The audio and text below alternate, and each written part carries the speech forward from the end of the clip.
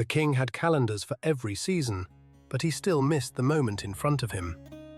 On the wall of his chamber were maps of roads, rivers, harvests, borders, and wars that had not happened yet. Every morning, servants brought him letters tied in red string. One letter warned of famine, one warned of enemies, one warned of betrayal by men who smiled too easily. And every letter asked the same hidden question: what if you choose too late? The king had survived battles. He had judged thieves. He had signed orders that changed the lives of people he would never meet. But lately, before every decision, his hand stopped above the page. If he acted early, he feared he was cruel. If he waited, he feared he was weak. If he trusted one advisor, another called him blind. If he listened to everyone, nothing moved. So one night, while rain tapped against the palace roof, he wrote 3 questions on a clean sheet of paper. When is the right time to begin? Who is the right person to listen to? What is the right thing to do? He stared at the questions until the candle bent low. They looked simple enough for a child. That was what frightened him. In the morning, he called scholars, generals, priests, physicians, merchants, and judges into the hall. They came dressed in their best robes, each carrying the face of a man who had already found the answer. The first scholar said the king needed a perfect calendar. If every hour was planned, no hour could be wasted. The general disagreed. The right time, he said, was the moment before your enemy moved. The physician said the right person was the healer, because no kingdom mattered if the body failed.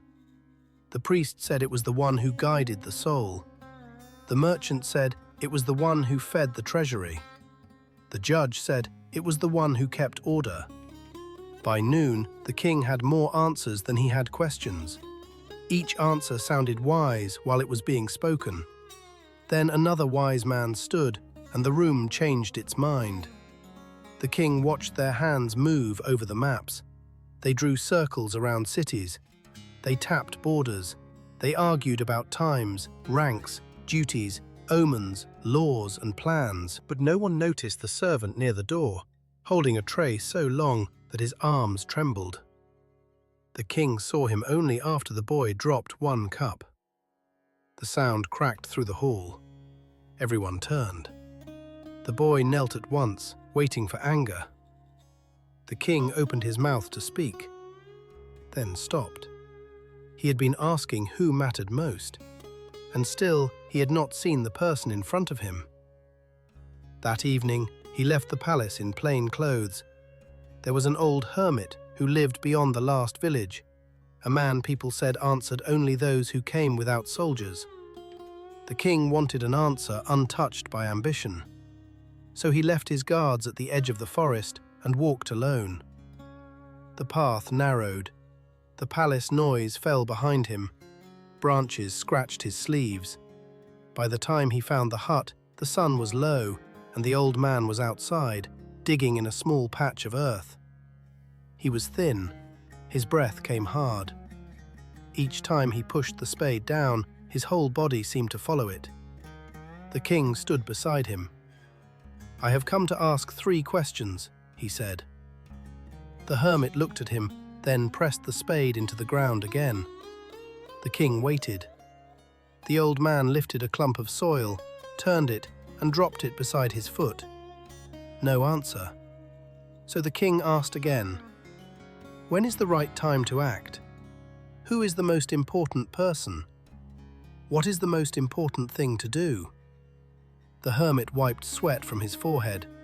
Then he went on digging. At first, the king thought this was a test. Then he thought it was rudeness. Then he saw the old man's hands shaking on the handle. "Give me the spade," the king said. The hermit handed it over and sat on the ground. The king dug 1 row, then another. The soil was heavier than it looked. It clung to the blade. It darkened his sleeves. The questions in his head began to lose their polish. When is the right time? The spade went down. Who is the right person? The old man breathed beside him.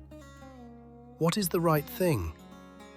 The earth opened one small wound at a time. After a while, the king leaned on the handle. "Now answer me," he said. The hermit looked toward the trees.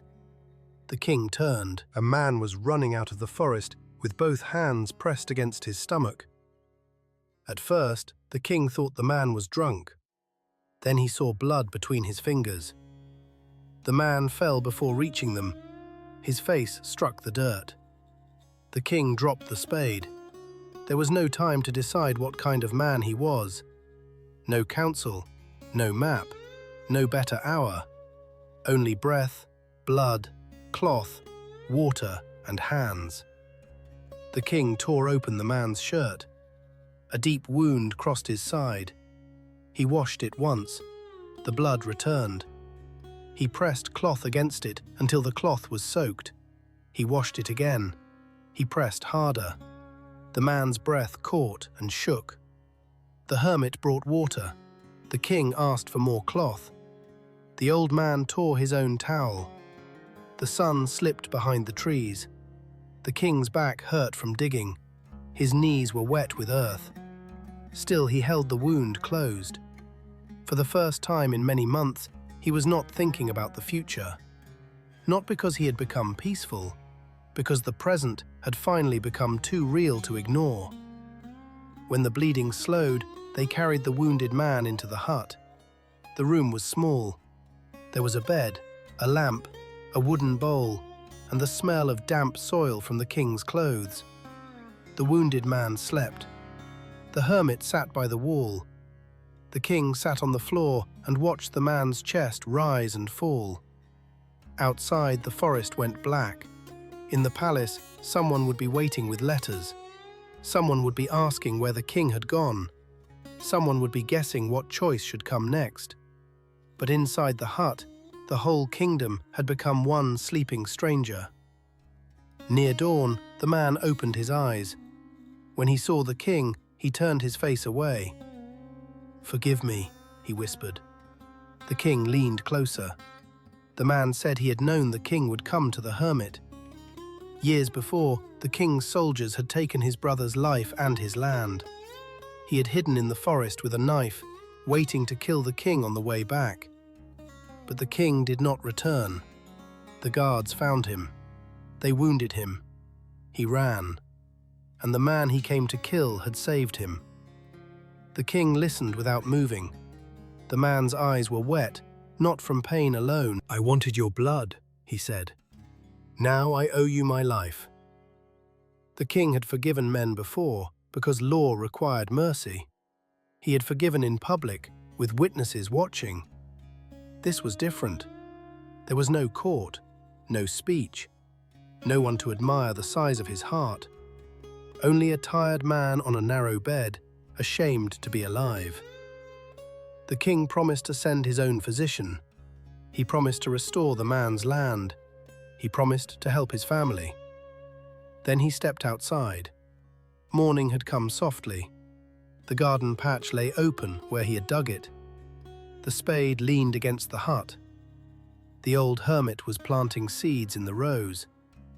The king stood beside him, suddenly embarrassed by the questions he had carried all this way. "For the last time," he said, quieter now, "answer me."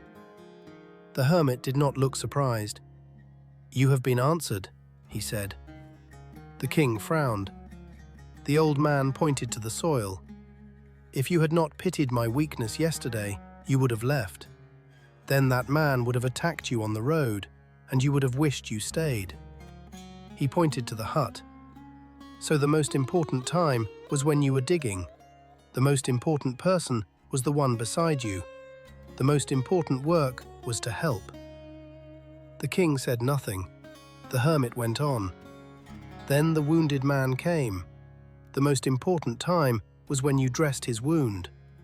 The most important person was the man before you. The most important work was to save him." The old man pushed one seed into the dark earth. "There is only one time you can touch," he said. "This one." The king looked at his hands. There was soil in the lines of his palms. There was dried blood beneath one nail. There was no answer he could hang on a palace wall that would make him safe forever. There was only the next living person, the next necessary act, the next small piece of earth asking to be opened. When the king returned to the palace, the maps were still there. The letters were still tied in red string. The advisors still waited, with the faces of men who had already found the answer. But before he sat on the throne, he noticed the servant near the door. The boy's tray was heavy again. This time, the king took it from him. No one knew what to do with the silence. The king smiled a little, not because ruling had become simple. It had not, but because, for once, he did not need tomorrow to tell him what was in his hands.